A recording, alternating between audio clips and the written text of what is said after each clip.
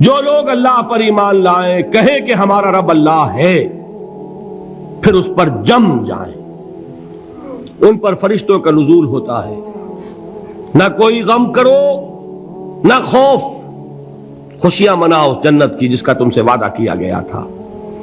اللہ کی ربوبیت پر اطمینان جب انسان کو ہو جاتا، میرا رب اللہ ہے، ربی اللہ، انسان کے لیے نہ کوئی کھٹکا، نہ کوئی خطرہ، نہ کوئی خوف، نہ کوئی حزن۔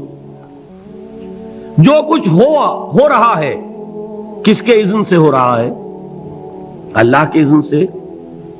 اللہ کے اذن کے بغیر پتہ تک نہیں ہلتا۔ یہ کوئی اندھا بہرا مادہ نہیں ہے جس سے مجھے کوئی خوف ہو۔ اندھا بھینسا چلا آ رہا ہو اس سے تو ڈرنے کا ہر انسان کو ڈرنا چاہیے، نہ معلوم کس کو ٹکر مار دے، لیکن نہیں، اس کائنات کو چلانے والا ایک سمیع و بصیر خدا ہے، وہ جو میرا دوست ہے، میرا ولی ہے۔ اللہ ولی الذین آمنوا یخرجہم من الظلمات الی النور۔ اللہ اہل ایمان کا ولی ہے، ساتھی ہے، پشت پناہ ہے، مددگار ہے، حمایتی ہے۔ بتائیے جسے یقین ہو جائے کہ اللہ میرا مددگار، اللہ میرا محافظ، اللہ میرا پشت پناہ، اللہ میرا حمایتی، اس کے لیے کوئی خوف ہوگا؟ اس سے کوئی ڈر ہوگا؟ میں مثال دیا کرتا ہوں ایک بہت سادہ، پنجاب کے دیہات کی۔ تو بڑا چودھری ہے اور کوئی غریب کسان ہے، اس غریب کسان کے جانوروں کو ہر وقت اندیشہ ہوگا چوری کا، کوئی میری بھینس کھول کر نہ لے جائے، کوئی میرا بیل کھول کر نہ لے جائے۔ لیکن جس کے بارے میں یہ سب کو معلوم ہو کہ وہ جو بڑا چودھری ہے وہ اس کا دوست ہے، اس کی بچیا کو کوئی خوف ہوگا؟ اس کی بھینس پر کوئی ہاتھ ڈالے گا؟ اسے کوئی اندیشہ ہوگا؟ نہیں۔ کیوں؟ کہ وہ بڑا چودھری، بڑا اس کا یہاں کا سردار، جاگیردار، سب کو معلوم ہے وہ میرا دوست ہے، کوئی میرے خلاف اقدام نہیں کر سکتا۔ اس دنیا میں یہ چھوٹی سی بات اگر آپ کے دلی اطمینان اور سکون کا باعث بن سکتی ہے تو ذرا تصور کیجئے۔ میں لفظ تصور استعمال کروں گا صرف اس لیے کہ اس کا ہم جس کو کہتے ہیں ادراک اور شعور کر نہیں سکتے، اگر کے ساتھ کر سکتے۔ اگر یقین ہو کہ اللہ میرا مددگار اور یقین ہو کہ اللہ ہر آن میرے ساتھ ہے، پھر کوئی خوف، کس کا خوف؟ کوئی شے اللہ سے بالا تر ہے؟ کوئی قوت اس سے زیادہ طاقتور ہے؟ کوئی اس کے ارادے کو بدلنے والا ہے؟ کوئی اس کی مشیت کے آڑے آنے والا ہے؟ یہی بات ہے جو حضور نے فرمائی، یہ ایمان کا حاصل ہے لب لباب،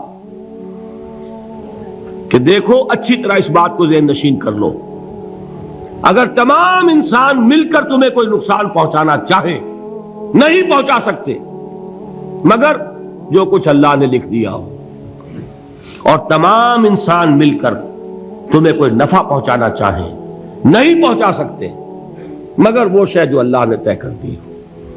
آپ پھر میں کہوں گا ذرا طاری کیجئے، اسے فرض کیجئے، اسے سوچئے، اگر اس حدیث پر ہمارا دل ٹھکا ہوا ہو تو کسی سے ڈر ہوگا؟ یہ مجھے نقصان نہ پہنچا دے، یہ میری رپورٹ خراب نہ کر دے، یہ میری انکریمنٹ نہ رکوا دے، یہ میرا یہ نہ بگاڑ دے، یہ میرا یہ نقصان نہ پہنچا دے۔ اس کا ڈر، اس کا ڈر، اس کا خوف، اس کی خوشامد، اس کے لیے جا کر طرح طرح سے اپنی عزت نفس کو ذلیل کروانا اس کے سامنے، یہ سب کچھ کیوں کرتا ہے انسان؟ جب سمجھتا ہے کہ اس کے ہاتھ میں میرا کوئی نفع ہے، اس کے ہاتھ میں میرے لیے کوئی ضرر ہے، یہ مجھے کوئی غضب پہنچا سکتا ہے، یہ مجھے کوئی نقصان پہنچا سکتا ہے، یہ میرا کوئی کام بنا سکتا ہے، یہ میری کوئی ضرورت پوری کر سکتا ہے، اسی کا نام شرک ہے۔ جہاں آپ نے یہ سمجھا کہ غیر اللہ کے اندر کوئی طاقت موجود ہے، وہی شرک ہے۔ بتوں سے تجھ کو امیدیں، خدا سے نومیدی، مجھے بتا تو صحیح اور کافری کیا ہے؟ شرک تو یہ ہے۔ جس پر بھی تمہیں یہ خیال ہے، کلمہ ہے یہ کلمہ سوم، لا حول ولا قوت الا باللہ، ذرا اس پر دل کو کبھی اگر آپ تصور کریں، پھر فرض کریں، دل ٹھک جائے اس پر، کوئی طاقت نہیں۔ یہی بات تھی جو شیخ عبد القادر جیلانی رحمۃ اللہ علیہ نے اپنی وصیت میں اپنے بچے سے کہی. 11ویں دینے والے ہیں، لیکن حضرت شیخ عبد القادر جیلانی کی وصیت اور تعلیمات کو کتنے لوگ ہیں کہ جانتے ہو؟ یہ جن مقامات تک پہنچے ہیں وہ کس چیز کی بدولت پہنچے؟ انہوں نے جو پیغام دیا وہ کیا تھا؟ اے میرے بچے، جس طریقے سے قرآن مجید میں حضرت لقمان کی نصیحتیں جو ہے نقل کر دی گئی ہیں، میں یہ عرض کروں گا بالفرض اگر قرآن حضرت عبد القادر جیلانی کے بعد نازل ہوا ہوتا تو شیخ عبد القادر کی یہ نصیحتیں بھی قرآن میں درج ہوتی. اتنی اونچی نصیحتیں ہیں.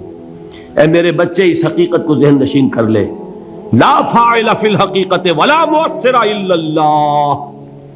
اس کائنات میں نہ کوئی فاعل حقیقی ہے نہ مؤثر حقیقی ہے سوائے اللہ کے. کسی شے میں کوئی تاثیر نہیں اگر اللہ نہ چاہے.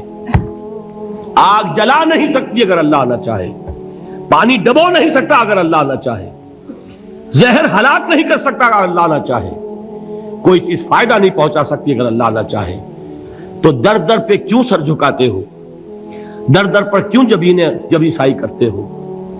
سب کے سامنے کیوں ہاتھ پھیلاتے ہو؟ ایک اللہ سے مانگو، ایک اللہ کے سامنے زمین پر اپنی جبین رکھو.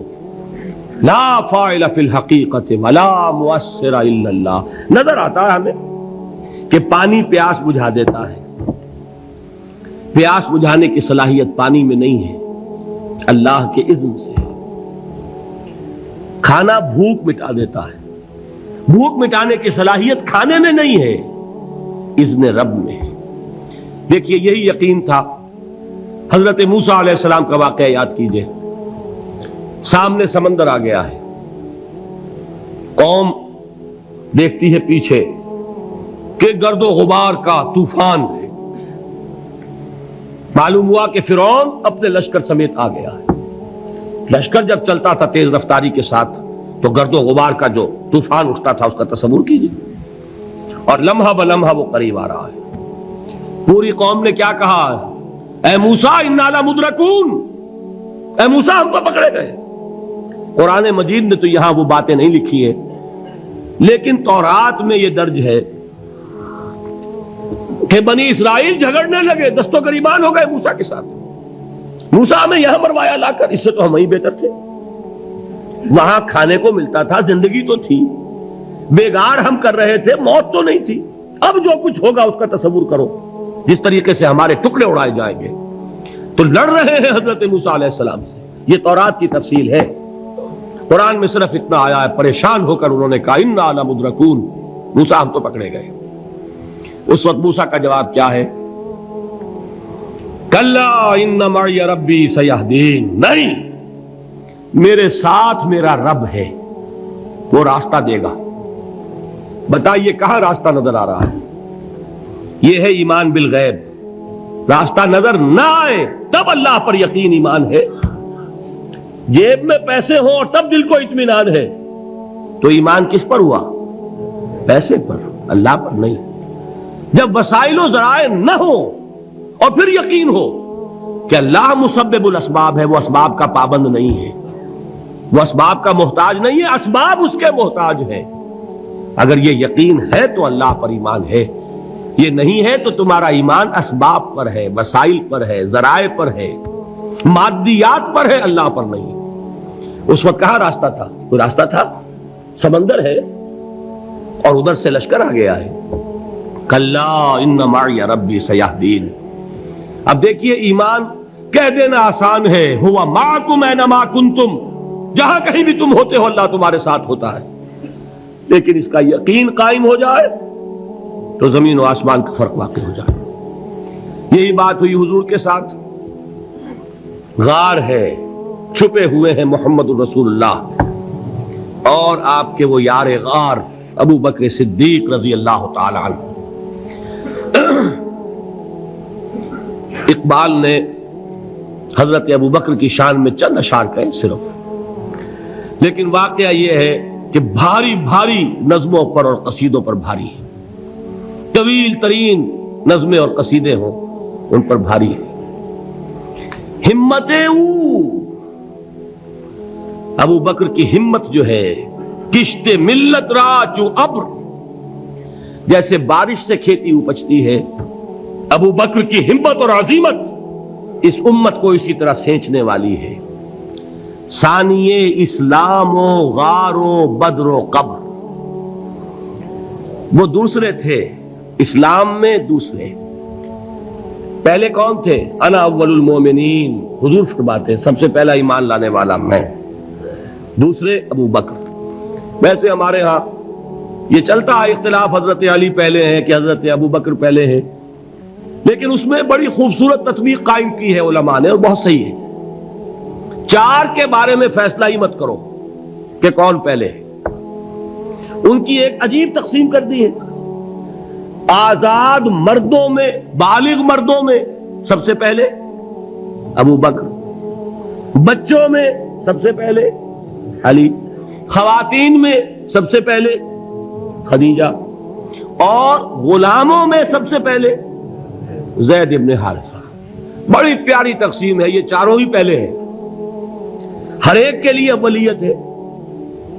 اور واقعہ یہ ہے کہ اگر زمانی اعتبار سے تعین ہوگا تو پہلے خدیجۃ الکبریٰ آئیں گی رضی اللہ تعالی عنہ، کسی اور سے بات کرنے کی نوبت بعد میں آ سکتی ہے، پہلے تو اہلیہ محترمہ سے بات ہوئی، آتے ہی پہلی وحی ہوئی ہے، ابھی تبلیغ کا حکم نہیں تھا۔ کس کو بتایا واقعہ؟ ابھی اپنی نبوت کی تبلیغ کا تو حکم ہی نہیں آیا، واقعہ کس کا ہے؟ وہ خدیجہ کا ہے۔ جب کہا ہے کہ خشیت علی نفسی، مجھے اپنی جان کا اندیشہ ہے، تو کیا جواب دیا خدیجہ نے رضی اللہ تعالی عنہا؟ وہ صدیقۃ الکبریٰ ہے، صدیقات جو ہے خواتین، ان میں چوٹی پر خدیجۃ الکبریٰ ہے رضی اللہ تعالی عنہا، اور صدیق جو مرد ہیں ان میں صدیق اکبر ہے ابو بکر صدیق رضی اللہ تعالی عنہ، لیکن صدیقات میں چوٹی پر۔ جب حضور نے فرمایا خشیت علی نفسی، کیا فرمایا، کیا عرض کیا، کیسے تسلی دی؟ نہیں نہیں، اللہ آپ کو ضائع نہیں کرے گا، آپ غریبوں کے ہمدرد ہیں، آپ مساکین کے تکالیف رفع کرنے والے ہیں، آپ بیواؤں کی سرپرستی کرتے ہیں، آپ مسافروں کی خدمت کرتے ہیں، اللہ آپ کو ضائع نہیں کرے گا۔ یہ یقین ہے اس خاتون کے اندر۔ خیر وہ ایک علیحدہ بات ہو جائے گی۔ میرے دل پر حضرت خدیجہ رضی اللہ تعالی عنہ کی شخصیت کا بڑا گہرا نقش ہے، جو وہ کوئی اور ہی وقت اور موقع ہوا تو بیان ہوگا۔ بہرحال اقبال نے ایک مصرے میں جو چار اولیتیں جمع کر دی ہیں، ہمتیں او کشت امت را چو ابر، ثانی اسلام و غار و بدر و قبر۔ اسلام میں حضور کے بعد پہلے کون؟ ابو بکر۔ غار میں حضور کے ساتھ کون؟ ابو بکر۔ بدر کی رات اللہ کا رسول سر بسجود، وہ جھاڑ، وہ گھاس پھوس کی جو جھوپڑی بنائی گئی تھی، اور وہاں تلوار ننگی لے کر پہرا دینے والا کون؟ ابو بکر۔ اور اس حجرہ عائشہ میں محمد کے بعد سب سے پہلے دفن ہونے والا کون؟ ابو بکر رضی اللہ تعالی عنہ صلی اللہ علیہ وسلم۔ وہ جو معاملہ میں سنا رہا تھا غار ثور کا، حضرت ابو بکر بھی حضور کے خیال سے لرز گئے ہیں۔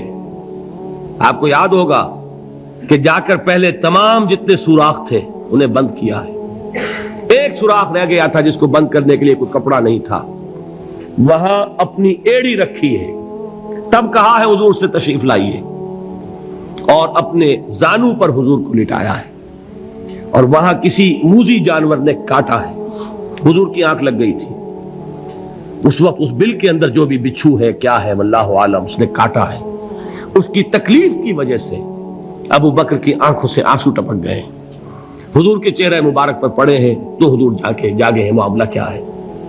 ایڑی نہیں ہٹائی وہاں سے، مبادا وہ جانور وہاں سے نکل کر محمد الرسول اللہ کو کوئی گزن پہنچا دے، ابو بکر کی ایڑی ہے، جس طرح چاہے کھا لے، ختم کر دے، جان نکل جائے تب کوئی آنچ آئے، محمد پر تو آئے، لیکن جیتے جی نہیں۔ وہ ہے ابو بکر۔ حضور کے خیال سے اس وقت حضور نے پھر اپنا لعاب دہن لگایا ہے، اور اس سے پھر آپ کی تکلیف ختم ہوئی۔ جیسے خیبر میں حضرت علی کی آنکھ دکھ رہی تھی، اس کو جو شفا حاصل ہوئی ہے وہ بھی حضور کے لعاب دہن سے ہوئی۔ تو بہرحال اس وقت انہوں نے کہا ہے کہ اے نبی یا رسول اللہ، اگر اس وقت ان میں سے کسی نے غیر ارادی طور پر بھی اپنے قدموں کی طرف جھانک لیا تو پکڑے جائیں گے۔ کیا جواب تھا اللہ کے رسول کا؟ لا تحزن ان اللہ معنا، اللہ ہمارے ساتھ ہے، کیوں گھبراتے ہو ابو بکر؟ یہ ہے ایمان باللہ، میرا مالک اللہ، میرا رازق اللہ، میرا محافظ اللہ، میرا مددگار اللہ، میرا پشت پناہ اللہ، میرا دوست اللہ۔ یہ دوستی ہے اللہ کی جو لب لباب ہے، حاصل ہے ایمان کا، اسی کا نام ولایت ہے۔